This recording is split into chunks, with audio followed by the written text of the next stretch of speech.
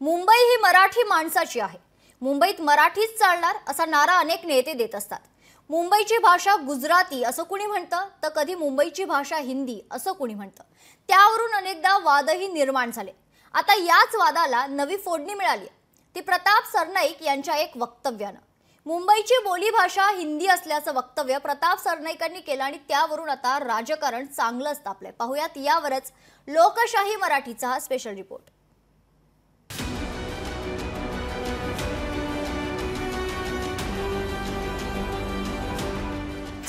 हिंदी ही मुंबईची बोलीभाषा. प्रताप सरनाईकांच्या वक्तव्यानं वादंग. सरनाईकांवर विरोधकांचं जोरदार टीकास्त्र. गेल्या काही दिवसात मराठीच्या मुद्द्यावर मोठं राजकारण रंगलंय. मुंबईत राहायचं तर मराठी यायलाच हवं असा आग्रह अनेकदा धरला जातो. राज ठाकरे यांनी तर मराठी संदर्भात आग्रह धरताना अत्यंत कडवी भाषा वापरली होती. काय म्हणाले होते राज ठाकरे ऐका. आमच्या महाराष्ट्रामध्ये मुंबईमध्ये आम्हाला सांगता इकडच्या आस्थापनांमध्ये आम्ही मराठी बोलना नाही आता तो क्या हुआ. कानफट इथंच बसणार. फालतू देशबीस सांगायचं नाही आम्हाला. प्रत्येक राज्याची एक राजभाषा आहे. त्या राजभाषेचा सन्मान हा प्रत्येक राज्यामध्ये राखला गेला पाहिजे. महाराष्ट्रामध्ये मुंबईमध्ये मराठीचा मान हा राखला गेलाच पाहिजे प्रत्येक आस्थापनेत. खरं तर याच मुद्द्यावरून अनेकदा वातावरण तापलंय. त्यातच आता एकनाथ शिंदेंच्या शिवसेनेचे मंत्री प्रताप सरनाईक यांनी एक वक्तव्य केलं, ज्यावरून पुन्हा वादंग सुरू झालाय. हिंदी ही मुंबईची बोलीभाषा आहे असं प्रताप सरनाईकांनी म्हटलं. पहा. आजकल हम लोग ऐसे बोलते हैं कि मराठी मेरी मातृभूमि है, मेरी माँ है, मगर हिंदी हमारी लाडली बहन है. क्योंकि उस लाडली बहन की वजह से आज हम इतने देखो 237 के ओर पे हम आगे आ गए और उनकी माध्यम से, क्योंकि मौसी का हाथ जो ये लाडली बहन ने थोड़ा कम कर दिया है. प्रताप सरनाईक यांनी हे वक्तव्य केल्यानंतर त्यांच्यावर विरोधक अक्षरशः तुटून पडले.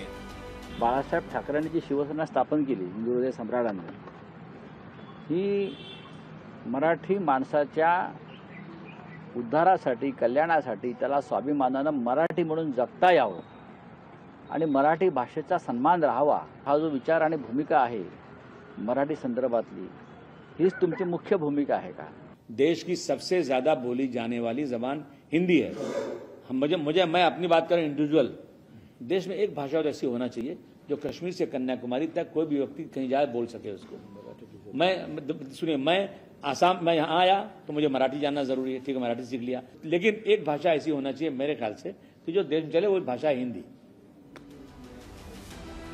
मराठीच्या मुद्द्यावरून प्रताप सरनाईक यांनी वक्तव्य केल्यानंतर विरोधकांनी टीकेची झोड उठवली तर सत्ताधारी मात्र बाजू सावरून नेताना दिसतात की त्यांच्या बोलण्याचा अर्थ काय होता, लावला काय, याच्याबद्दल मला बघावं लागेल. त्या ठिकाणी मीरा भाईंदर किंवा तो जो भाग आहे मुंबई उपनगराचा, त्या ठिकाणी हिंदी भाषिक लोक राहतात. या वक्तव्याचं मराठीच्या विरुद्ध आम्ही आहोत किंवा मराठीच्या विरुद्ध प्रताप सरनाईक आहे असं मानण्याचं काही कारण नाही आहे. मराठीचा वापर व्हावा हा निर्णय आहे. तर तुम्हाला काय आवडतं हा त्यांचा वैयक्तिक प्रश्न आहे. कोण मंत्री असे म्हणाले काय आवडतं, कुठली भाषा, हे वैयक्तिक मत नाही. सरकारच्या आदेशाचं पालन व्हावं. तुम्हा सगळ्यांचा हिंदीबद्दल काही द्वेष आहे का? 1.5 कोटीच्या मुंबईमध्ये 50 लाखाच्या आसपास अमराठी आहेत. ते आहेत, वर्षानुवर्ष आहेत. त्यांच्याशी आपण हिंदीमध्ये बोललो तर व्यवहार सोपा होईल. यात अडचण काय? सक्ती करू नये ह्या मताचा मी आहे. मराठी भाषा ही आपली मातृभाषा आहे. मराठी भाषेचा कुठेही अवमान करण्याचा किंवा त्या मराठी भाषेबद्दल असा वेगळा बोलण्याचा त्यांचा कुठलाही उद्देश नव्हता. ज्या भागामध्ये हिंदी भाषिक लोक मोठ्या प्रमाणात राहतात तिथं गेल्यावर त्यांच्या बोलीभाषेमध्ये बोलावं लागतं, एवढंच सरनाईक साहेब म्हणाले. प्रताप सरनाईक काय म्हणते मला माहिती नाही, पण असं म्हणलं असेल तर ते चुकीचं आहे.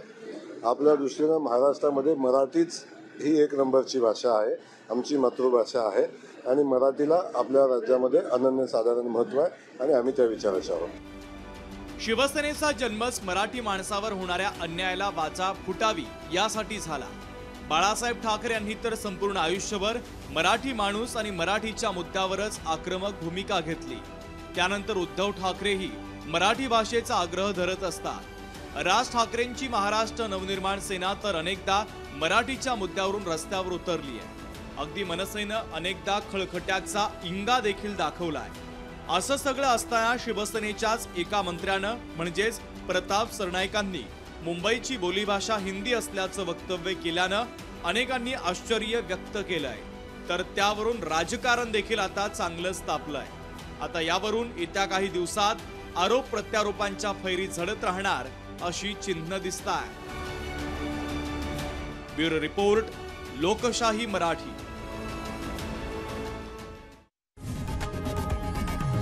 लोकशाही मराठी ऐका, पहा, जागरूक रहा.